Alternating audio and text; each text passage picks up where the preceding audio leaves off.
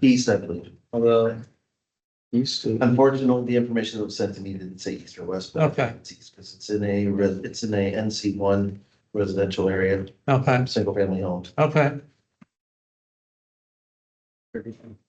And then the other one is again, 436 North Church. I did talk about this at the work session. This is a area where they're going for relief in regards to dividing a property into two lots. One would retain a 4-story, 6 apartment building. The other one would be a single family home. They will be coming, if they are successful in their appeal, they will be coming in front of you for a subdivision. Right now, it's a minor subdivision. But they are holding off on that because they do not want to start the clock on that until they find out whether or not they are going to be receiving relief. Okay. Any questions on those three? No, I'm wondering if that's Marshall Drive. I would check I can check it real quick. yeah, because West Marshall is apartments, East Marshall is not a single family, so. Just wondering if it's Marshall Drive. I apologize, that was the information that was sent. Yeah, no, understood. It's not. Totally. It's Marshall Drive. Marshall Drive. Yeah, no, so- Is it 531? 532. 532.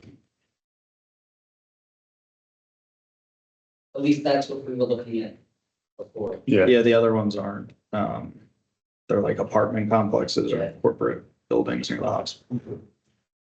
Thank you, Aaron. thanks, Dan. Yeah. So, I'm also going to, moving forward, ask, Thomas Doherty to provide, a report on what's going on at Harb. So as our liaison, I'm assuming this would be the appropriate time to do so. I did look through, Harb's, agenda and minutes. It looked like there were a couple things, rescinded, but there was nothing on the books right now. I will let you know that they are hiring a architect Mhm. because they have to have an architect on staff. We are going to be presenting them with a standard MOU, Okay. memorandum of understanding, and ask for them to sign it. And also have a certificate of insurance from them. So, yeah, all the information. That will be processed, and as soon as we have that done, I will let you know. Very good. Thank you. Okay, old business, approval of June meeting minutes. This is not July, this is June meeting minutes. We've had an opportunity to review that. I have no comments, so I move that we approve those. Second, I wasn't here in June, so I'll abstain. I have to abstain as well. Okay, I'm gonna go ahead and say, yes, I was here, so. We'll go with the approved. Quinn was not here yet. I was Right. All right, so we've Yeah. been three. Those of us who were here, You don't have a quorum. good to go. Not a You don't quorum. have a quorum. Are we holding it again? That, you're gonna have to wait. We're never gonna have one. It has to be. Was Thomas here? Is Thomas here? No, It was it was Alan, Jim, myself, and was Jason. Jason was, Jason was still here, so he's gone, so.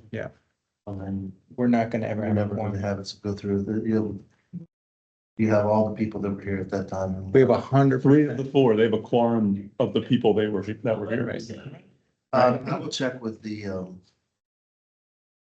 solicitor, but at this point, it's going to be a punt. Okay. Well, we have the draft copy anyway. Okay, after that, we have the approval of the July meeting minutes. Again, reviewed those, have no comments. Anybody have any comments on those July? move to approve. Second, Second. all right, Abstain, I wasn't here. Aye, approved. approved. Good. So we got one done. You have the record from July. Yeah. Okay. Okay. First on our list, open issues, we have the build to line, and I'm going to make a motion and then ask for comments. So I'm going to make a motion that we revise the dimensional requirements listed in 112-309 for the build to line front yard in the town center district. The dimension would be revised from a build to line front yard to a front yard setback. And the requirement would be revised from match existing adjacent setbacks to 0 feet. And second, add a new separate requirement for front yard setback of 10 feet in the height overlay districts.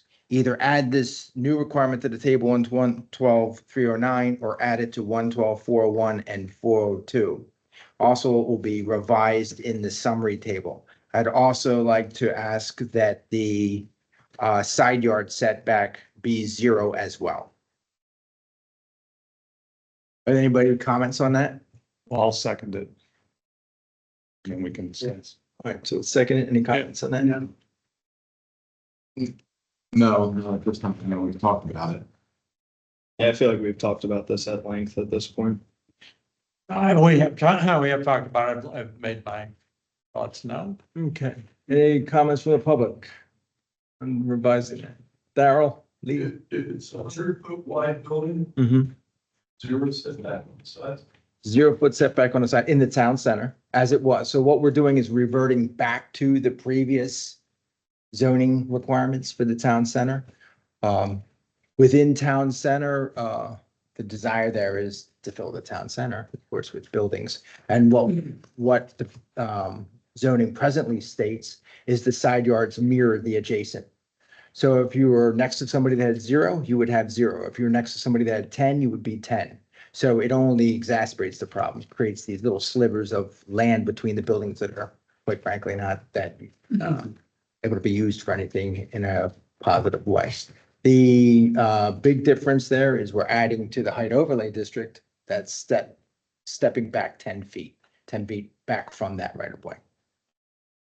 No fire buffer between the two buildings. While the buildings are required to meet fire codes, there's always a demising partition that's required to be rated, have a rated separation, as well as most buildings now are sprinklered.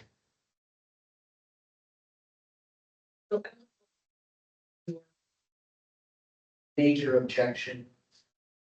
That the current standard is the setback to meet the existing neighborhood. I'm not using the right language. And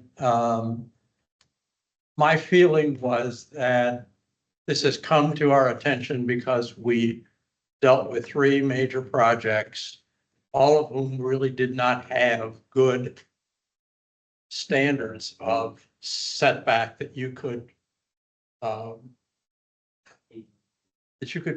replicate. Right. And I really felt as though we were able to navigate our way through it. I don't feel that this is the reason that we have now buildings that are a problem for us, not in the manner of Westchester.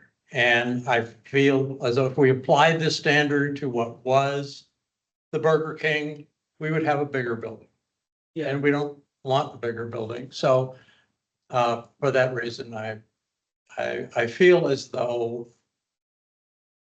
we've addressed with parking and with height some of the really significant challenges that we were facing in looking at that, in having to approve some of the things that we did.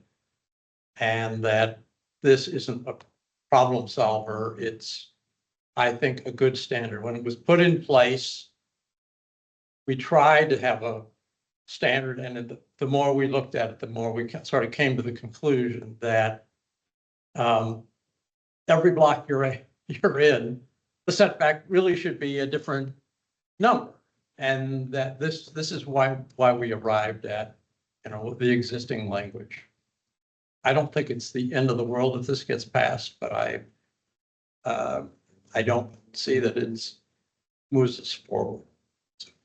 Okay, I just want to clarify, Lisa, a couple points. The present zoning is a build to. That means you build the building to that line. What we're proposing is a setback, which allows to build up to that, but it also allows you to back off of that. So it allows some relief on the building for entrances, pocket parks, open space. And again, to Alan's point, the last 3 or 4 projects that took advantage of the height overlay district were adjacent to buildings that were very inconsistent for what we're trying to achieve. What we're trying to achieve is strengthening and maintaining street fronts. Within that town center, which is mostly a retail district, is to kind of keep those fronts along that and enhance a pedestrian's from a pedestrian scale, that sidewalk. So as you're walking along that you're maintaining that building, allowing some variations within that. The reason we're stepping it back 10 feet on the height overlay is to allow some space, some daylight for trees, from daylight down to the street, and to relieve some of that scale from right off of that curb line. But if we just in our head imagine a couple properties that have already been built, as well as some of the ones that were approved, and kind of see how this could have applied, it would have, in my opinion, bettered their location, would have moved them back a little bit from that. So Burger King would have been moved back further. Burger King's a tough one. That one's in a legal battle right now relative Well, yeah. to what that space is or what that built is. So the term adjacent, all right, which is what Alan was talking to. It was a build to relative match the adjacent properties. Right. Well, it's the same thing. You can't have 5 developments in a row where you waive the adjacent and then one where you enforce it. Becomes you're standing on sand at that point. What this does is it provides a very known understanding for both the applicant and the borough of what our expectations are. Okay, But is our expectation to make that bigger?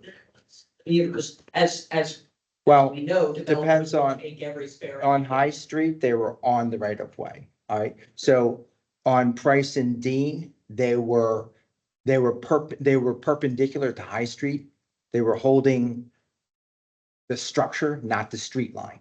Okay, so there is a difference, and there's some dollar savings to hold the 90-degree angle in the corner and the structure and so on. They were taking then the opportunity for that leftover space and calling it the rec space or the open space or that relief. So it wasn't necessarily responding in the same way that we wanted to. It would have been better if it was parallel with the street. So what you see on paper and what you see when you're looking at it in plan versus when you're walking down that sidewalk or driving down that street, what we're trying to do is get that parallel with the street and have that relationship there. We're not really looking at it on lines on paper you don't see, but in real life, so. I'm not saying this is gonna fix everything. I'm just gonna say is we believe there's less room for arguments relative to what's deemed adjacent, what face of those buildings and so on. So Right. it's a very quantifiable, there's the right of way. You want to go higher? It's 10 feet back from the right of way. It's no longer the build to because we're not trying to flatten out the street. Correct. We're trying to allow some relief, some columns, some step backs and that kind of stuff. The intent there, we might want to add as we're flushing this through, all we're doing today is taking it forward so that Tom Esty can draft something. But the intent of that is, again, not to allow any cars or any parking or anything like that in the front yards. Okay. But just that space is only for building or pedestrians. So. Something from a zoning person's who writes zoning regulations or has in the past. The big issue with what you have right now is so much how, what it's written, is that there is no real definition or defining way of determining adjacent. Right. And that's where things fell down. This way, at least in this way, we have some defined standards, build 2 lines, potentially the front and can match back. Right. Or have setbacks to allow for, like, there's another part in it that I think you can only go 35 feet on a building line. That until you have some sort Yeah, of and that's offset still, where that's part of. that's still part of it. Yeah, But that will allow you, if you're building on Yes. the front line, That is yes, it is still part. it's a different section. Yeah, right. If you build to that line, 35 feet, then you have the opportunity to come back. Things there, so that would allow it, but like Alan said, what there is now isn't necessarily bad language, just that there was a failure to define how you would derive adjacent. Gotcha. Um, Thank you. Okay, so I made the motion, Matt seconded. We're gonna vote. Alan? No, Alex? Yes. Steve? Yes. Yes. Yes. Thank you. Okay, next on our list was the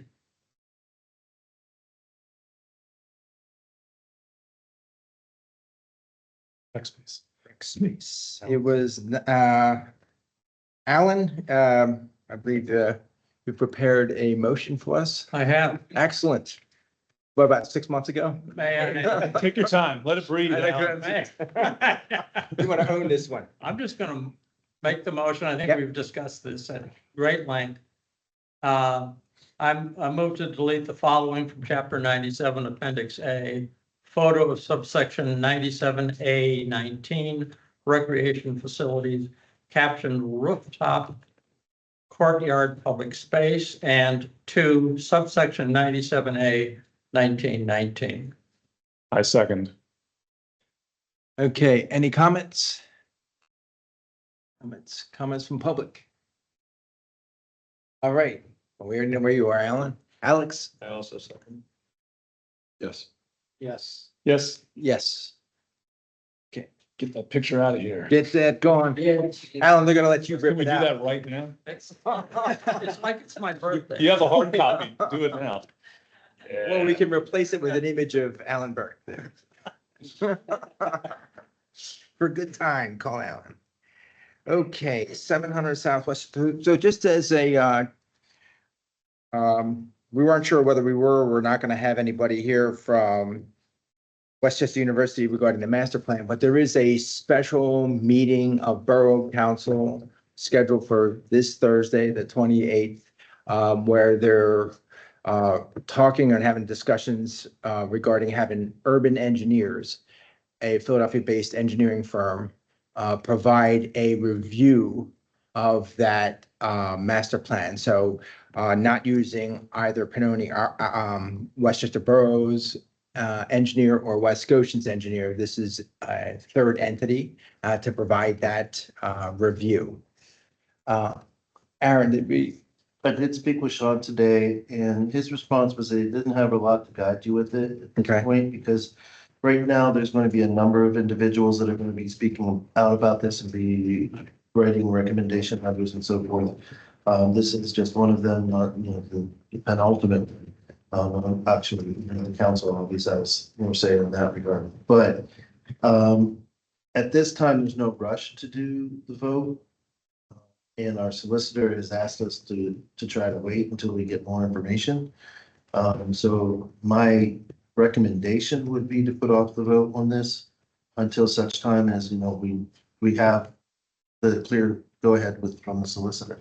Whenever it comes to a situation like this, I always fall back to the solicitor's recommendation. So okay. I won't tell you how to vote, just that's my Yep. recommendation. Well, very good. We're gonna go with that recommendation. Anybody else opposed to that? Yes, You're opposed to that? yeah, You would rather make a motion? yes. Okay, And I'll just, my rationale is the letter of June 30th. Any lawyer of any skills, in my opinion, could use this letter to say that the planning commission has spoken and they favor this plan as is, period. And that's what's on the record, and I don't believe that's adequate. I think there's an off chance that we may have some, in all of the months that we've been looking at this plan, come up with, discovered some things that perhaps further other bodies may want to be aware of and consider. So that's my motivation. I have great respect for the solicitor's opinions, but I do feel in any business, you listen to the lawyers, but you don't always do exactly what they say. So I have a motion that I'd like to read if it's okay. And there's a copy of me. The proposed 2025 Westchester University Master Plan recommendation was brought to a vote by the Planning Commission on 8/26 today. Early voting was not executed because the representative of the university was not made available for discussions earlier. The Planning Commission recommends Borough Council approve of the proposed 2025 Westchester University Campus Master Plan with the following 9 conditions. Number 1, the plan applies solely to satisfy the conditional use requirements for the university campus district. In other words, the proposed use is allowed in the UCD pursuant to the provisions of the zoning ordinance. No other approval is granted. Number 2, area outside the UDC is not included in this action.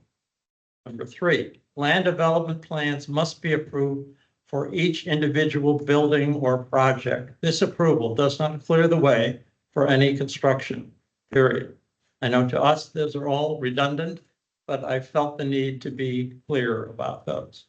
Number 4, the proposed closure of sections of church and university are withheld pending the results of a special study to determine the impact it is likely to have on the safety of the students and the public. Number 5, the development of a workforce housing program as directed by the Westchester Borough Comprehensive Plan should be commenced. Number 6, a commitment from the university to fully disclose the on-campus housing waiting list count annually to determine if the proposed additional student housing is adequate. Number 7, plan to replace the 200 parking spaces the plan takes away. Number 8, in 2018, Westchester University proposed payment of $400,000 to the borough to offset the loss of parking revenue that would result from closing Church Street. University Avenue has now been added to the request and costs have increased in the ensuing period, so the number should be updated and renegotiated. Number 9, the Planning Commission is permitted to revisit the proposal after the university has held their public meeting and conveyed their feedback to us. I numbered them, the conditions, so that we could talk about them, maybe if you want to vote on them individually, but I really feel it's important for us to go on the record with this. All right, I'm gonna need a minute here.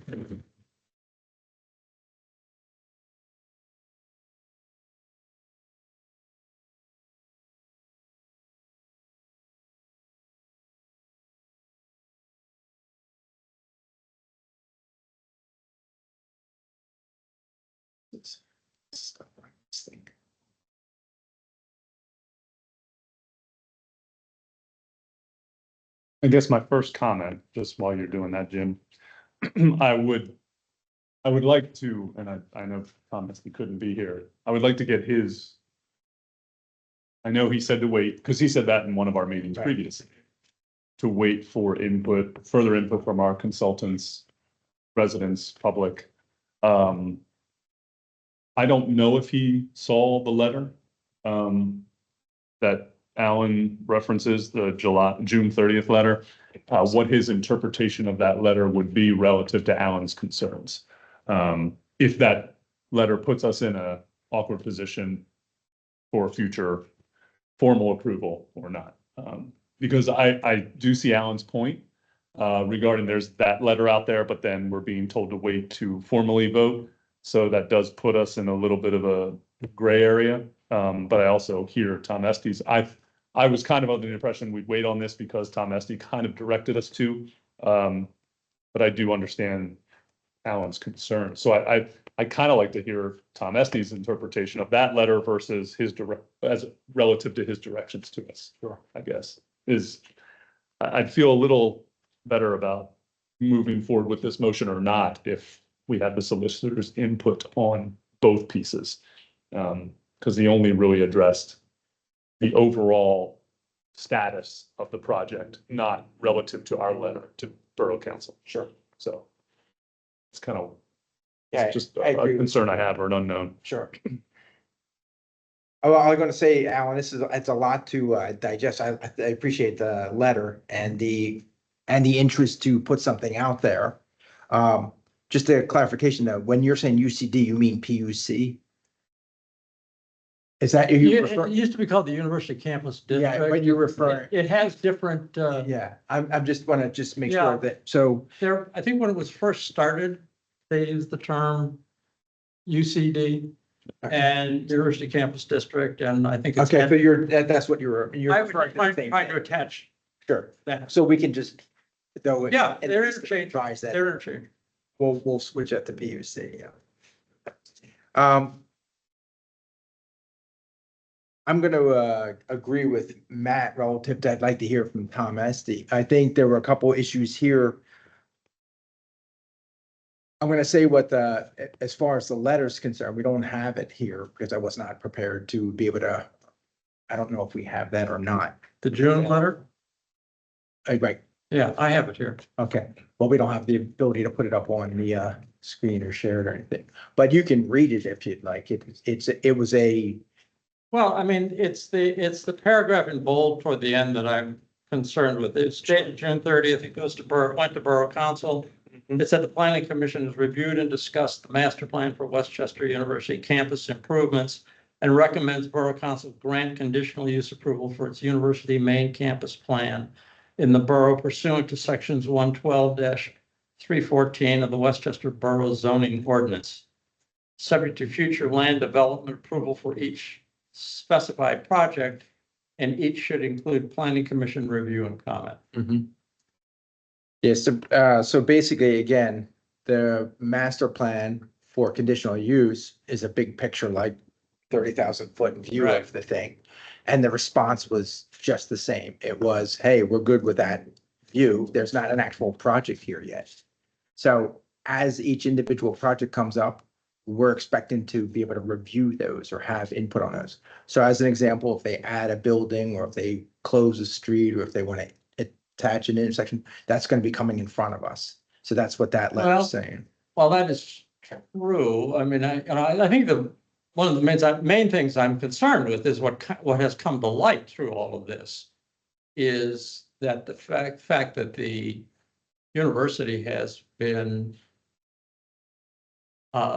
not been supplying the amount of student housing that they should be. The fact that they're voluntarily offering 800 beds tells you something. I think the question is, how many beds is it? So we could do what you're saying, but if we look at each project, I just felt like the time when we're looking at the entire project is the time when we should be talking to the larger issue of the fact that it's pretty clear rents to students in the borough are elevated because there just is, they want to be housed on the campus, but they are not enough. There are clearly 800 to maybe 2,000 beds short. And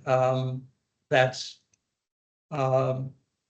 we always talk about, we've talked so much about how we need workforce housing in the borough, and that all of the temporary spaces are being used by students at the. Sure. I mean, I'm over painting the picture, but Yeah. I think you can see why I'm concerned. If you go at it this like, okay, and 2 years from now, they'll come and they'll bring us a plan to do one building. Sure. Okay. Yeah. Is that the time we get the numbers about how short the housing really is? I think we should know what the housing situation really is. Yeah. And No, I think the point that you're bringing up relative to the housing, I think it's tough to tie some of the other pieces to it, like the workforce housing and stuff. But I do think that's a fair enough of a question to understand, because I think it was a number around in the mid 5,000s in that range relative to 17,000 students. And it is, that's only a third of the students are housed. So that is a fair enough of a question or a pushback or whatever you might want to say to it. So I think something like that, the desire from the borough or the planning commission to see the university add additional housing or a significant amount of housing additional to what they're proposing is fair enough of an ask. But it's, like I said, they haven't actually submitted anything for housing. They're submitting a bigger picture. And I think it's fair Right. enough to say that. I think it's tough relative to a development of workforce housing program directed by Westchester Borough Comprehensive Plan. I don't necessarily say we should be tying that to this, but I do agree that they're interrelated. It's supposed to be, the way the comprehensive plan reads, I don't want to read my whole speech again. Sure. But it required representatives from both the borough and from the university. That was the reason I felt it was appropriate to include in this. Yeah, and I think it was last month, when you mentioned about that housing, Yeah. and if you were able to, if the university was able to house more students on their campus or within the PUC, that in fact it would open up the opportunity for housing that already exists Yeah. within the borough. I think that was a very good point. I think just to stay in the slot of what they presented and what my letter, the letter that was provided was relative to the conditional use, like a bigger picture, hey, can we proceed forward with that master plan? So I was not looking at that as we were literally approving a specific portion of it as much as the general guideline and outline is there. Well, I'm not criticizing your Mhm. writing of the letter. I don't think it was just a fluke that you felt like writing a No, letter. I I think was you asked to write a letter. asked to do it. Yeah. And, but I just feel like it misrepresents. Sure. Two borough council misrepresents the opinion of the planning commission. Okay. Well, that's on record now, so I think that's good. But I think I do, I mean, it's fair enough if anybody wants to second your motion. That's certainly out there on the table. Is there any other discussion on it? I'm very much of two minds on this. I didn't, and Jim, you and I discussed it before. I didn't feel comfortable with the letter originally. I know you were done for request. We never approved something without a vote, so that Mhm. really made me uncomfortable when we wrote the letter. However, at the same time, Alan's motion brings up some very specific issues. There's more than just this, though. So I don't feel like this is even comprehensive on its own. And I'm not saying it's supposed to be. It's the bigger issues that you're concerned about specifically, Alan, and that I'm concerned about too. I have an email to the applicant about beds and what I perceive as a gap that they haven't responded to yet. I don't feel like we're, even after their presentation and my personal review of this and our discussions, that we're necessarily at a place to start adding these specific conditions. Maybe we are, maybe we aren't. I don't know whether to second it or like just wait till next month for Tom Estes' opinion on my request. I don't like the letter, the original letter, don't like where it put us, but I also don't think we're ready for this. That's kind of where, that's my struggle with this here. So I think all these issues are perfectly justified, and I have more than just these. And so I don't know if I'm not prepared tonight to add to this list, to make it a more comprehensive list and motion.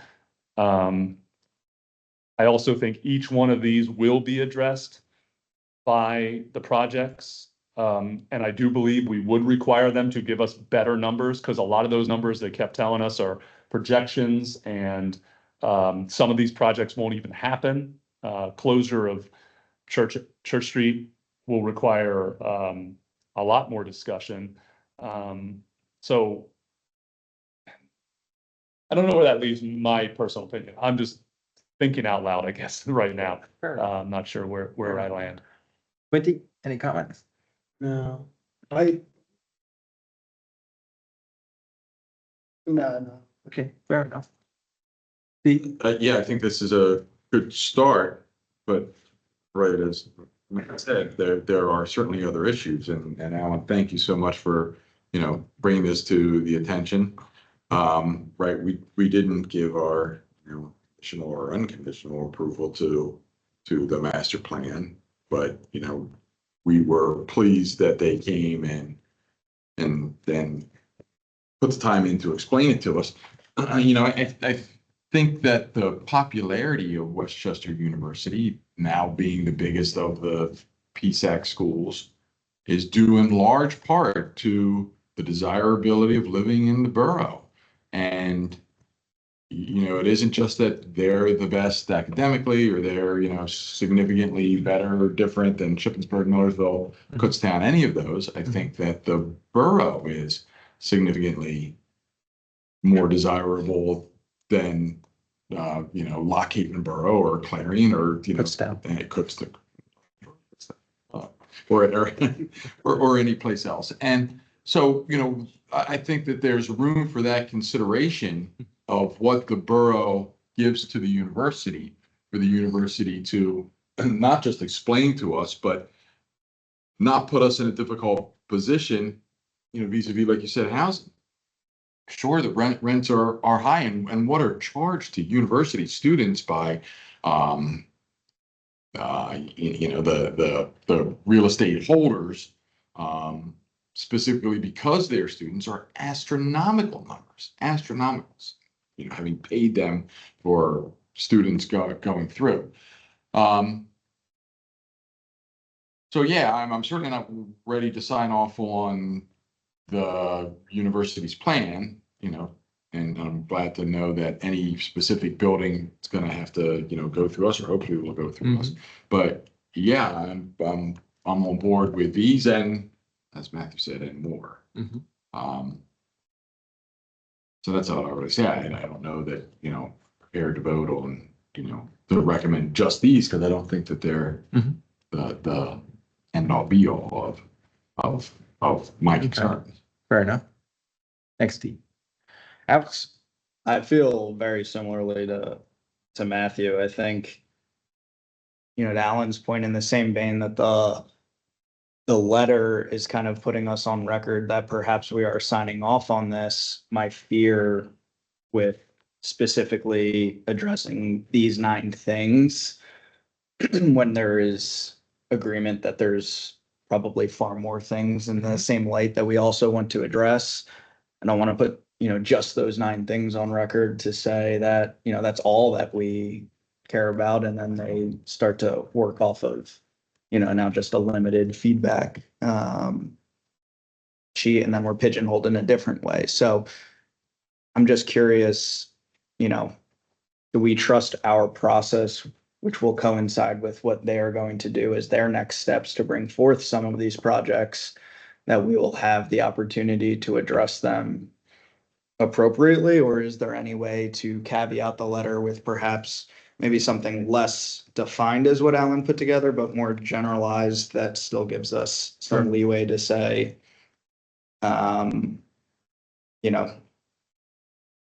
we are okay with generally the 30,000 foot view, but Sure. there's still far more due diligence and information required. Okay. Thanks, Alex. Comments? So I'm just wondering if there is a value in what Alan is proposing, in that if I read that letter on Borough Council, I would think you guys are cool with it. Well, yes, and maybe the overall big picture, but I'm wondering if there isn't value in telling them now, rather than waiting 2 years from now when they bring the actual project to you, what some of your concerns are right now. They're on the table. So I would probably default to more rather than broad, hey, we're good to go. And I think you could address well, this isn't everything, by just, the introductory paragraph saying something about some high level points to consider, and the broad scope are, and then go into Alan's list and what the Yeah. Matthew was saying, and that, yeah, I mean, you could do this next month because you would want to add things, other people might want to add things, and by then maybe you'll know whether you have to respond at all at this point, giving it a thumbs up or a thumbs down. But I don't know that just saying, hey, we approve it, when you do have concerns, now you can let them know about it. Thank you. Yeah, I think a couple things, well, Aaron. Aaron, go ahead and comment. I'm not, as I said, I'm not here to influence the vote one way or another. I do agree that these are valid points and these are points that other people are also bringing up that you don't know about. There are consultants and other people that have already been bringing up these points. Here's my one statement that I'll make. These are not necessarily needed because that in a letter to them or into a motion creating that, approving that letter with these conditions. What I would strongly recommend is that, as I said before, I do want to get the consultants involved in it first. And at that point, we have a much easier way to get the information that you want out of the college, out of the university. So what I would strongly recommend is to actually sit down and each one of you put down your concerns like Alan did and submit them to me that I can get to the consultants and actually get these in front of them and start getting on them, working on them before anything even goes to the council. That way we can start working on some of these things such as the number of beds, what the true shortage is, what are we looking at, how is this really going to be affecting things? Because those are things that your consultant, your engineer and so forth should be looking at up front to make sure that these all fit in. So I think you're going about it the right way. I just think maybe the letter was a cart put before the horse last time. Can't do anything about that now, but we can make sure that we don't to get some of these things addressed moving forward, if that makes sense. And that's vote how you choose and vote to what you feel is the correct way to do it. But I would suggest that possibly waiting and actually collecting these things that are concerning you and submitting them as questions for our consultants to reviewing and then getting back to you with that information. And I don't know the language you use, but rather than calling them conditions, it just says some demands for things. Identify them as concerns, I said, I don't know the proper term, I think you ignore them. Well, I'll tell you where I am. I appreciate the letter, like I said, and I think there's good points in there, and I think some of them should be brought up at some level somehow. I'm not ready to say yes to this at all. So I'd rather go to the work session, have Tom Esty there, and it'll give us an opportunity then to listen in on that meeting on Thursday with urban engineers and borough council, hear some of their comments. I think it's very difficult from my perspective when someone gives a broad statement to come back in and give granular answers. All right, and then understand why that's not why they're not talking past each other, we're not being heard. I do think that the housing component of it is extremely important that that's heard. Okay, and I think that has a big impact at multiple levels, from workforce housing to the students with living in the borough and the shortage of rental properties, whatever it might be. So I think we take it to a work session. I think we work on something that's with Tom Esty that's more at a consistent level, that we incorporate Matt's previous comments, your previous comments, these new comments, any other additional ones in there. And we try to understand what's an appropriate response for what was actually provided, and then see whether it's town committees and or urban engineers review. And if there's going to be any additional, I don't know, traffic engineer. Okay, so whoever else we might be able to find. I think that would give us more teeth, more understanding and footing to stand on, and having Tom Esty guide that so it's an appropriate level in response, I think is good. And then Do we know that we'll have access to Tom Estee at the next meeting? Yes, I apologize, my fault. Paul was working for this one, contacted me today and said whether or not, do you think I need to be here? I looked at the agenda, I didn't think any of these were as I miscalculated this one. So I do apologize for that. I will make sure that he's at the work session Okay, next. I'll actually, as a matter of fact, I'll email him right after we get done with this. Okay. Make sure that he's there. Does that seem? well, yeah, I mean, the motion is clearly failing for lack of a second, so I mean, we can move on to the next item. Well, I do want to bring up some points because I think it's Oh, well okay. over the next. I thought you made good points here. Okay, thank you. Okay, and yeah, so I'm not arguing with the points. I'm just saying is relative to what the question is. So someone asks you like I said, a question about this, it's hard to answer something else. But I do think it's fair enough, because you brought in the comprehensive plan and I do know Aaron mentioned the comprehensive plan last week or so that we're coming up on that 10-year and that's going to be something that has to happen. Can I mention something real quickly, just Sure. real quickly? I am working, we have had a study done on our comprehensive. And I am going to be working on having a presentation hopefully for the September meeting to actually go through a breakdown of what we've actually achieved through the comprehensive plan and what we haven't achieved comprehensive. I believe there were about 117 items in the comprehensive plan, maybe more, maybe it was 171. I might be getting that number incorrect, I apologize. And we've achieved about 20 to 25 of those things. You might think that that's a small fraction, but compared to most municipalities, that's actually a very good score. Most municipalities never achieve a darn thing on their comprehensive plan. They just put it on the shelf. Well, I don't think we ever wanted to get the highest now.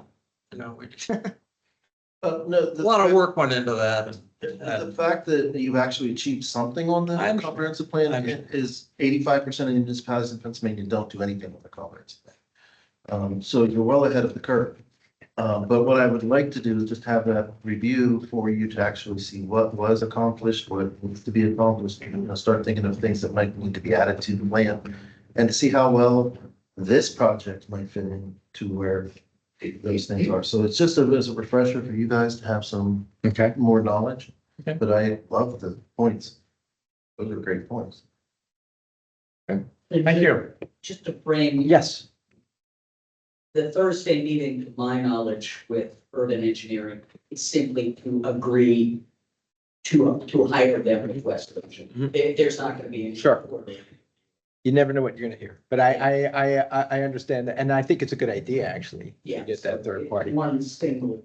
It's just tough, from our point right now to understand what that means to a timeline. Right. So again, in hindsight, you can go back a couple months and say, we need this reviewed by June or so the borough council has to put July so they can make a decision. We're in one spot.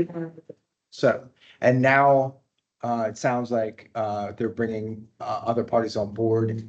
And the surprising part to us was that, the applicant, the attorney and the university did actually show up and present. Yeah. So that was so our perspective at that time was we were just grateful for them to have put this together and to have had the conversation with us, which is. Well, that doesn't mean you approved of those, just because they're like talking. Well, again, is if you said, what are you approving? You'd have to say, what are you actually approving? We're approving a conditional use, which is just saying, hey, there's a university here and we're going to be planning some work. And we've outlined the next 20 years. That doesn't mean any of it's actually going to ever happen.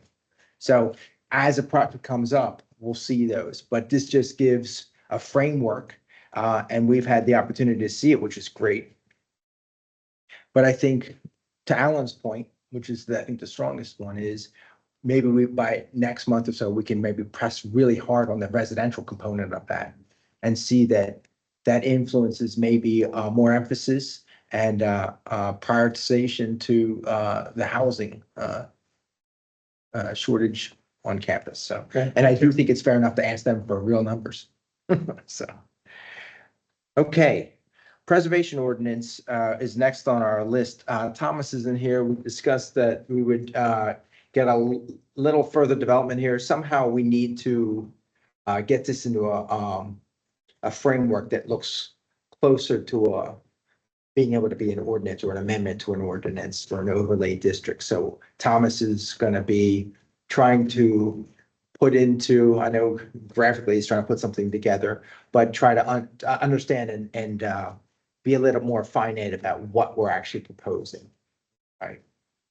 And then in priorities with that, just as a reminder, because Darryl, you're looking at me funny, it's preservation, it's durability, it's the ability to get a little bit closer to the scale and types of developments that were more consistent with the historical Westchester Borough. Okay, then we're on the last item, any other issues? We do have an open issue. We are missing a vice chair. So I would like to nominate Alan Burke as vice chair. Thank you, Steve. Any other discussions on that? Any oppositions to that? Any oppositions to that? You could be first in line for that one. I'm happy to do it. Thank you. Thank you. Okay, Then- do we vote then? Or any comments? Darryl, Lisa, thumbs up? Excellent choice. Very good. All right, Alex, Yes. Steve? Yes. Yes. Yes. All right, it's unanimous. Thank you. You've drawn the short straw. Thank you. All right, very good. Thank you, Alan, for all the future work you're about to help me out with. You're already doing, and now you. have That you're title already for it. doing, now it's official. Now you get paid zero again. so. You double what you're making now. Okay, 410 South High Street was not here today. Aaron did meet with them earlier. Do they intend on being here next month? They are intending, we are working to get them in next month. I will let you know that we had a meeting with them and Kristen Camp, who is our town solicitor. Excuse me 1 second, I'm sorry. Sorry about that.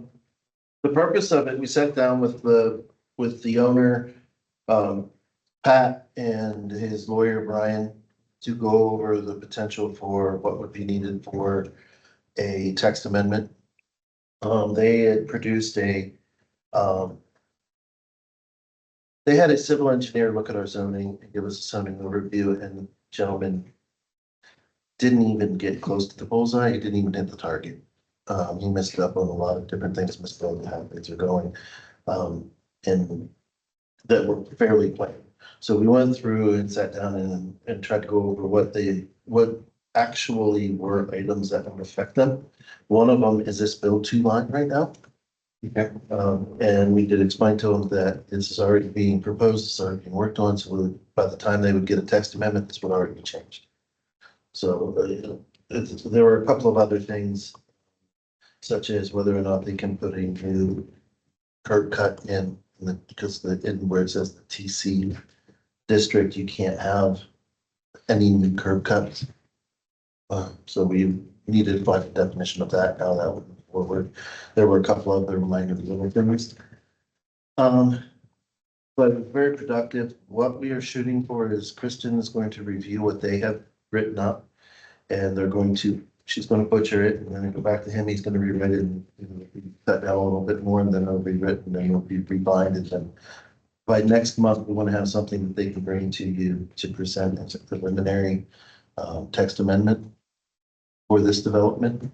They did not want to start the clock on the subdivision until they actually have, at least the preliminary for the text amendment moving forward. Because they don't want to start one without having to, get halfway through it and then let that all falls apart.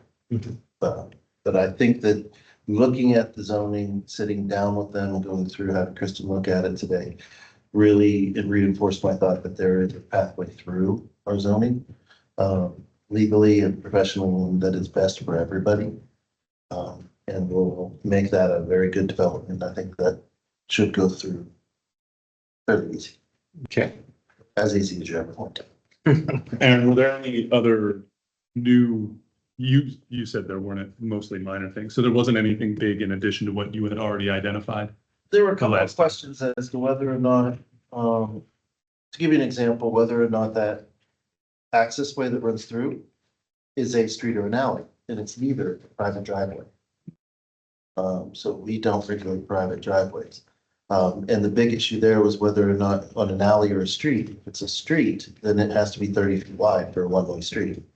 However, it's a private driveway. does not have, there is no regulation as to how wide a private driveway has to be. So 18 feet is usually the minimum for a one-way, for one-way traffic, no parking on the street. Or on the driveway, so that way it allows for good movement through and not allow for any of the larger emergency vehicles and stuff like that, being able to get positioned correctly. So what they have in their plan, they were coming in thinking they would have to add that, and no, that's considered a private driveway. We did go over the definitions of what, because we don't have anything with the townhouse, and I know he was getting frustrated with me correcting him on what the definitions were, but the definitions are very, very, very straightforward and very. Kristen agreed with me that the note saying that no residential uses on the first floor did not count because you cannot have a definition that is by right specifically say it has to be 100% residential and then required to have on first floors, non-residential. Okay, I was just curious. So he is okay with no retail. I was trying to hear what you were saying. Yes, because you're contradicting yourself with one or the other. Okay. And since these are uses by right, they'd supersede. Have there been any conversations between Core and CJ Frederick? CJ and Core did talk. The extent of it, I don't know. He said his opinion, and he stated he's fairly jaded, is that CJ was kind of guarded, not outcoming with, whether or not he did state that he liked it a lot better than what had been presented previously, did not have any specific concerns in this time. Oh, But he had tried to reach out, and he did note that Nicole had mentioned for CJ to give him a call on the smart growth. I don't know if that worked or not, but CJ gave him a call about it. Fantastic. Very good. good. Thank you. Hey, I will make sure that this gets to Tom also, so that he can take a look at this. Okay, great. Thank you. yours. Okay. All right. Any other business while we're here? Well, thank you, everybody, for being here tonight. I'm gonna go ahead and meeting adjourned. Second. Thank you. I think you're used to this. What's that? I think you get used to That was very surprising. this.